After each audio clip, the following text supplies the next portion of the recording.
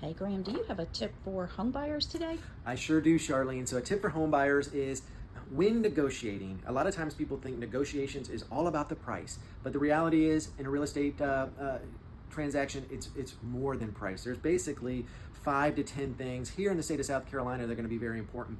We like to, when we're representing the buyers, we like when they've selected a home, we like to contact a listing agent to try and see what is important to the sellers. We know what's important to our buyers, but maybe, and the hope is that what's important to the sellers and what's important to the buyers is we can put it together. It could be things like the closing date. The closing date, some sellers don't want to close right away. They might be building a home or they might have kids in school. So closing date can be one that we can work together to make a good situation for everybody. There's also here in the state of South Carolina a thing called due diligence where sellers are taking their home off the market. So the longer the time that is not beneficial to the seller while you're going through your due diligence. So we'll talk you through that. There's things like the availability of funds. The availability of funds is so important. Sometimes financing is more assuring to the sellers because they know your funds are available compared to if you have to home, if it's a cash deal, but the cash isn't available until your home sells.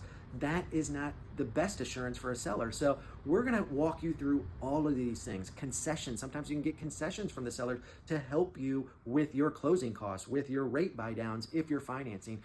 There's so many things to consider other than the price, the final price, but we will help you with that. The goal is to get you the best deal possible and a win-win situation for everybody. It's a good life living South.